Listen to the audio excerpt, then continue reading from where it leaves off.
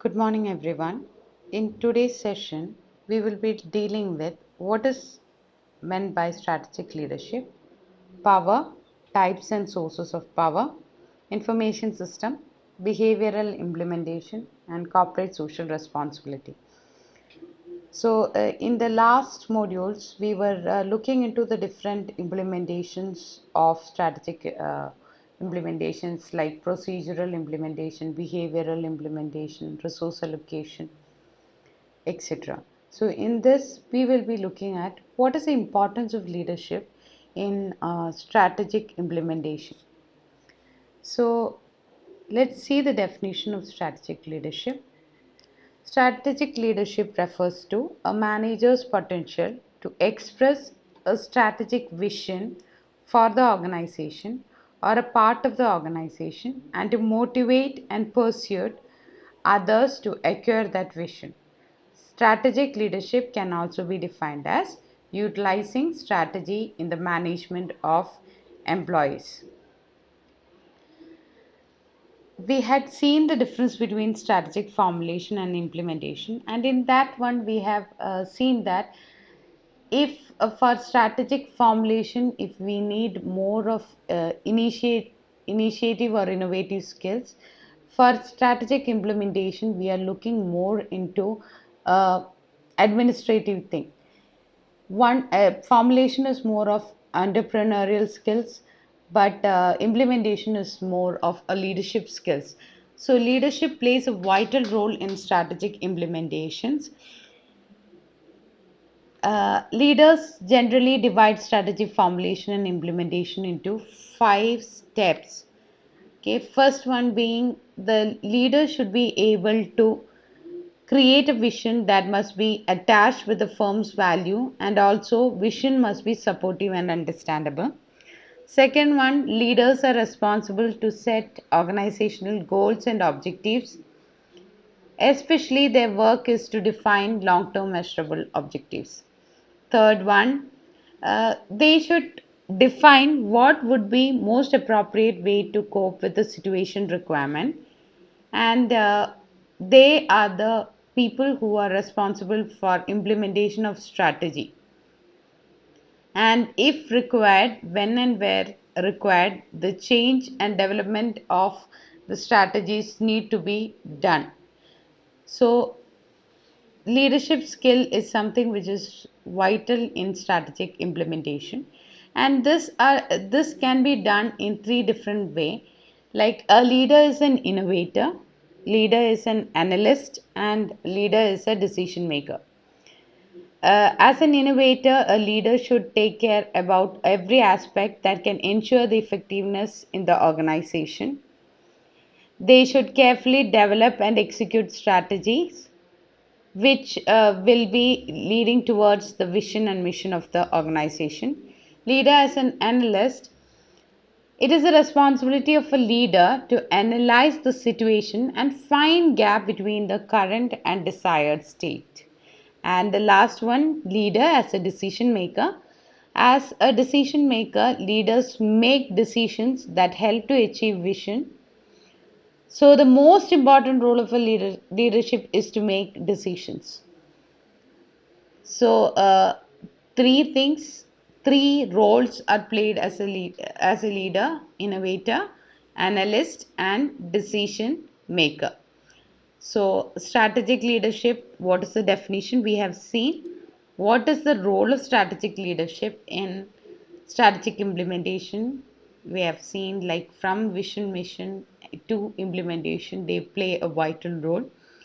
Then what are the different roles played by a leader? Leader is an innovator, analyst, and a decision maker. Now, next one, what do you mean by power? Okay, this is okay. Power is the ability to employ force and mobilize resources, energy, and information on behalf of a preferred goal. That is called power. Or in terms of Max Weber, power is the probability that a person can carry out his or her own will despite resistance. Okay, that is called as power. So there are different types of power. Okay, power makes the world go around, and in professional world, it enhances our careers.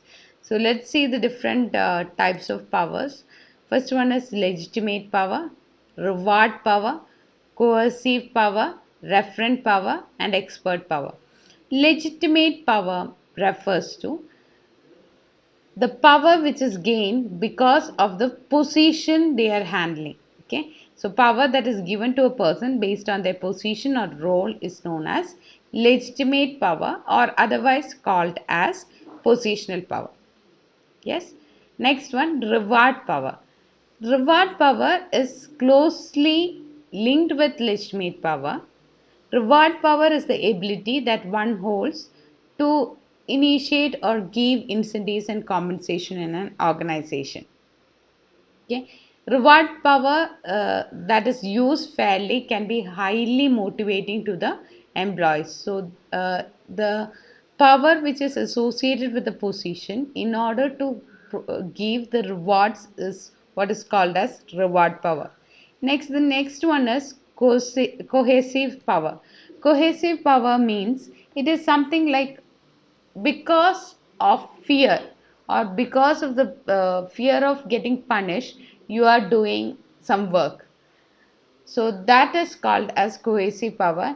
The cohesive power can be scary, like this makes the person fearful, and because of the fear of being punished for poor performance, or being not promoted, the subordinates or other workers will work. That is called as cohesive power. Next one, referent power. Referent power is the ability to influence others because they respect, admire, or like you, because of a liking towards that person, with because of the respect you are getting influence and you do something for that person. That is called as referred power. And the last one, expert power. Expert power is something like which is dependent on the talents, ability, and knowledge. Okay, so the ability to influence other because of recognized talent, ability, and knowledge is called as expert power. So, legitimate power because of the position, reward power because of your ability to give rewards, or the power which is associated with that position which allows you to come up with rewards. Then, coercive power is influencing others by fear. Referent power, because of the love and respect towards that person, you that power is called referred power. And expert power is because of the ability, talents, and knowledge which you are having. The power associated with that one is called as expert power. So I hope you understood what are the different types of power. Now coming to sources of power, there are four different sources: office or structural position, personal characteristics, expertise, and opportunity. So, the office or structural position might provide a party access to various bases of power. Because of the position, or because of the office which they are holding, they will have certain powers. Okay, so that is one source. Second one, personal characteristic. Personal characteristic, the most marked personal characteristic that is a source of power is charisma. And as Max Weber indicates, the charismatic leader has a power by virtue of extraordinary and often mystical characteristics. Okay, they are influencing others only because of their charisma. So that is personal characteristics. Second, a third one, expertise. That is, their specialized information in that particular organization. They know certain expertise, or they are well versed in certain things. So because of that expertise, they are able to get power. The last one is opportunity. Even though the formal positions or informal position, the way, the informal aspects of formal positions or informal positions that are not identified officially by the organization can provide an important source of power. If you see structurally, that person may not be so much important, but because of his informal aspects like his connections and other things, he will have the power in that particular organization. That is called as opportunity. So these are the sources of power, types of power and sources of power. Now next one is information system. Okay, for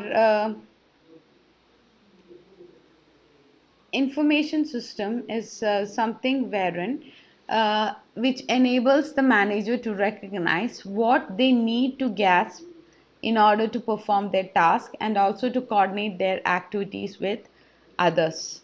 That is called as information system. Okay, it is a strategy. If a strategy is to be effectively implemented, the organization arrangements are necessary as they provide information to manager to perform their task and related their work to others. Okay, so that is information system. Before going to lead details of information system, the other word which comes with power is organization politics. Okay, organization politics may focus on the goals of groups as well as individuals, and they may well involve behaviors that are harmful to the organization as a whole. So organization politics and power comes together, and these tactics will help you to stay in the organization and uh, to make that position clear. So these are the things which will come under power. Then behavioral implementation. In behavioral implementation, we will be looking into how the organization is perceived by outside world. Okay, so in this one, the main aspect will which will be taken care will be the stakeholders relationship. So stakeholder relationship means organization who stay close to the customers and other stakeholders are in a better position to cope with the challenges in the environment. So in order to have good stakeholder relationship, companies will come up with many different aspects like ethical implications, and one of the features being corporate social responsibility. Corporate social responsibility is nothing but how much you are returning to the society where you are in. So, and according to Kotler, there are six distinct corporate social initiatives which are being identified. One is, okay, let's see that one. Okay, corporate cost promotion partnership, corporate cost related marketing partnership, corporate social marketing partnership, corporate volunteering, corporate philanthropy, socially responsive business practices. So what is corporate cost promotion partnership is if a company is intended to increase awareness about increase awareness and concerns regarding a social issue, that is called as corporate cost promotion partnership. If for example, if some company is want to give a session on say AIDS or how to prevent COVID-19, such things are called corporate cost promotion partnership. Second one is corporate cost related marketing partnership. In this one, the corporation commits towards making a contribution or donating a percentage of revenue to a specific cost. That is called corporate cost related marketing partnership. From their sales, they are giving a part of their profit to some noble cause. Next one, corporate social marketing partnership. In this one, they support the development of a behavior change campaign mostly to improve community well-being, public health, safety, etc. So that is called as corporate social marketing partnership. Then there is something called corporate volunteering. Volunteering efforts may include like employees serving as volunteers in local organization or on their own. Such things are called corporate volunteering. Then corporate philanthropy. It represents a direct contribution by the corporation to a cause. Okay. For example, if cash grants, donation, in kind services, etc., are being offered, that is called corporate philanthropy. And the last one, socially responsive business practices. Corporate adopt and conduct business practices and investment as a means to support social causes that improve communities' well-being and help in protecting the environment. Such things are called socially responsive business practices. For a company to have a good strategy and to have behavioral implementation on strategic implementation, it is important to have business ethics, corporate culture, etc. They play a vital role in developing the strategies and implementing it, and how it will be taken by the society. So, for effective strategic implementation, these things, corporate culture, business ethics, and corporate social responsibility and other activities, will play a vital role. So, in today's session, we had seen what is strategic leadership? What do you mean by power? What is the type and sources of power? What do you mean by what is the importance of information system in strategic implementation? Then behavioral implementation. In that one, we just saw what is corporate social responsibility and the six distinct corporate social initiatives. Apart from that, you have to be well aware about what is the need for corporate culture, what is the need for corporate governance, and business ethics. Since it is almost covered in business ethics in the previous semesters, uh, you can go through those and it will be very much clear. So, thank you very much.